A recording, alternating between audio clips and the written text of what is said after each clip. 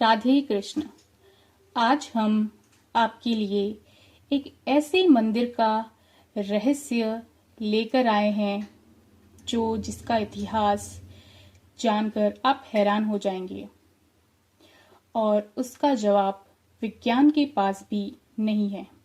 जी हाँ, मैं बात कर रही हूँ वृंदावन में स्थित निधिवन मंदिर की। आइए इसके इतिहास के कुछ पन्ने पलटते हैं। निधिवन जो है वह एक संस्कृत का शब्द है जिसका मतलब होता है खजाने का जंगल।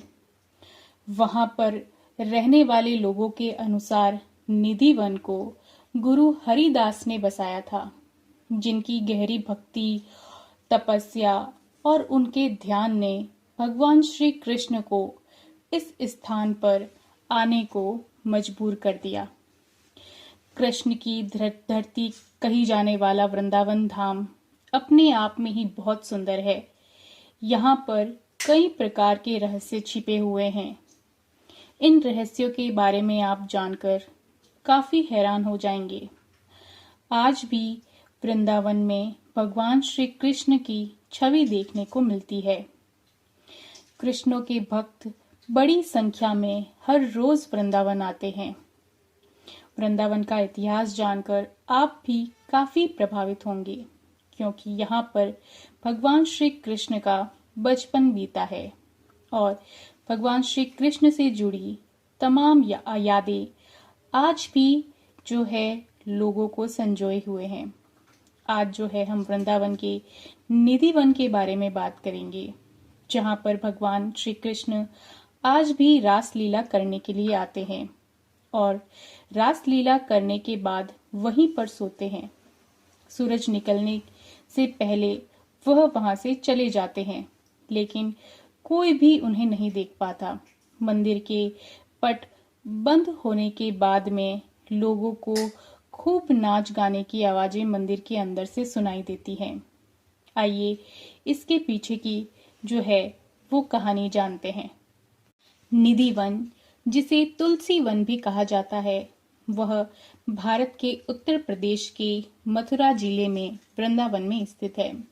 इसे हिंदू देवी देवताओं राधा और कृष्ण और उनकी सखियों गोपियों की लीलाओं के लिए वह समर्पित है। कहा जाता है कि निधिवन की सारी लताएं गोपियां हैं, जो एक दूसरे की बाहों में बाहें डाले खड़ी है। जब आधी रात में निधिवन में राधा रानी जी बिहारी जी के साथ रास लीला करती है, तो वहां की लता पताएं गोपियां बन जाती है और फिर रास लीला आरंभ होती है। इस रास लीला को कोई भी नहीं देख सकता। दिन भर में हजारों बंदर, पक्षी, जीव जंतु निधिवन में रहते हैं, पर जैसे ही शाम होती है सब जीव जंतु वहां से अपने आप ही चले जाते हैं और वहां पर एक परिंदा भी नहीं रुकता है। यहाँ तक कि जमीन के अंदर के सभी जीव, चींटी जैसे भी जीव, सब जमीन के अंदर चले जाते हैं। राधा कृष्ण की रास लीला को कोई भी नहीं देख पाता, क्योंकि रास लीला एक लौकिक जगत की लीला नहीं है। रास तो अलौकिक जगत की एक परम दिव्य अद्वितीय लीला है। कोई साधारण मनुष्य या जीव अपनी आंखों से इसे नहीं देख सकता। जो बड़े बड़े संत हैं, उन्होंने निधिवन से राधा रानी जी और गोपियों के नुपुर की आवाज भी सुनी है। जब रास करते करते राधा रानी जी बहुत थक जाती है, तो बिहारी जी उनके चरण कमल दबाते हैं और रात्रि में निधिवन में शयन करते हैं। आज भी निधिवन में शयन कक्ष उपलब्ध है, जहां आज भी पुजारी जी जल का एक पात्र, पान, फूल और प्रसाद वहां पर रखते हैं और जब सुबह पट खोलते हैं तो जल पीला, पान चबाया हुआ और फूल जो है वो बिखरे हुए मिलते हैं। आइए अब निधिवन से जुड़ी हुई एक कथा के बारे में जानते हैं। एक बार कलकत्ता का एक भक्त अपने गुरु जी की जो है वो सुनाई हुई। वह उनकी भागवत कथा से इतना मोहित हुआ कि वह हर घड़ी वृंदावन आने का ही सोचने लगा। उसने गुरुजी उसे निधिवन के बारे में बताते थे और कहते थे कि आज भी भगवान यहाँ निधिवन में रात्रि को रास रचाने आते हैं। पर उस भक्त को इस बात पर विश्वास ही नहीं हो रहा था और एक बार उसने यह निश्चय किया कि वह वृंदावन जरूर जाएगा और ऐसा ही हुआ। श्री राधा रानी जी की कृपा हुई और आ गया वह श्री वृंदावन धाम। उसने जी भर कर बिहारी जी का राधा रानी के दर्शन किए, परंतु अब भी उसे इस बात पर बिल्कुल ही यकीन नहीं था कि निधिवन में रात को जो है वो भगवान रास रचाते हैं। उसने सोचा कि एक दिन निधिवन रुक कर देखता हूँ, इसीलिए वो वहीं पर रुक गया और देर तक बैठा रहा। लेकिन जब शाम होने को आई तब एक पेड़ की लता की आड़ में वह छिप कर बैठ गया। जब शाम के वक्त वहां के पुजारी निधिवन को खाली करवाने लगे तो उनकी नजर उस भक्त पर पड़ गई जो कि लता के पीछे छिपा हुआ था और उसे वहां से जाने के लिए कहा गया। तब वो भक्त वहां से चला गया, लेकिन अगले दिन फिर से वह वहां पर जाकर छिप गया और फिर शाम होते ही पुजारियों ने उसे निकाल दिया। आखिर में उसने निधिवन के अंदर एक ऐसा कोना खोज निकाला जहां उसे कोई नहीं ढूंढ सकता था और वो आंखें मूंद सारी रात वहीं निधिवन के अंदर बैठा रहा। और अगले दिन जब सेविकाएं वहां पर निधिवन में सफाई करने के लिए आई तो पाया कि एक व्यक्ति जो है वो बेसुध पड़ा हुआ है, उसके मुंह में से झाग निकल रहे हैं। उन सेविकाओं ने सभी को बताया तो लोगों की भीड़ वहां पर जमा हो गई। सभी ने उस व्यक्ति से बोलने की कोशिश की, लेकिन वह कुछ भी नहीं बोल पा रहा था। लोगों ने उसे खाने के लिए मिठाई भी दी, लेकिन उसने नहीं ली। वह ऐसे ही 3-4 दिनों तक बिना कुछ खाए पिए ऐसे ही बेसुध पड़ा रहा और 5वें दिन के बाद में गुरु जी को श्री गोवर्धन में जो रहते थे उनको बताया गया। जब गुरुजी वहां पर पहुंचे, उसे गोवर्धन अपने आश्रम ले गए। आश्रम में भी वो ऐसे ही रहा और एक दिन सुबह सुबह उस व्यक्ति ने अपने गुरुजी से लिखने के लिए कलम और एक कागज मांगा।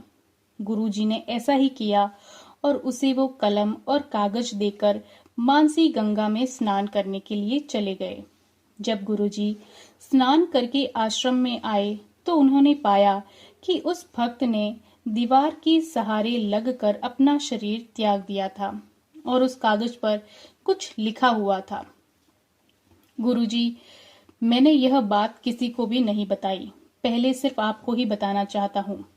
आप कहते थे ना कि निधिवन में आज भी भगवान रास रचाने आते हैं और मैं आपकी कही बात पर विश्वास नहीं करता था, लेकिन जब मैं निधिवन में रुका तब मैंने साक्षात श्री बांके बिहारी को, राधा रानी को और अन्य गोपियों के साथ में रास रचाते हुए दर्शन किए हैं और अब मेरी जीने की कोई इच्छा नहीं है। इस जीवन का जो लक्ष्य था वो लक्ष्य मैंने प्राप्त कर लिया है और अब मैं जीकर करूंगा भी क्या। श्री श्याम सुंदर की सुंदरता के आगे ये दुनिया वालों की सुंदरता तो कुछ भी नहीं है। इसीलिए आपके श्री चरणों में मेरा अंतिम प्रणाम आप स्वीकार करें और वो पत्र जो उस भक्त ने अपने गुरु के लिए लिखा था वो आज भी मथुरा के सरकारी संग्रहालय में रखा हुआ है, जो कि बंगाली भाषा में लिखा हुआ है। निधिवन के अंदर 2 मंदिर स्थित है।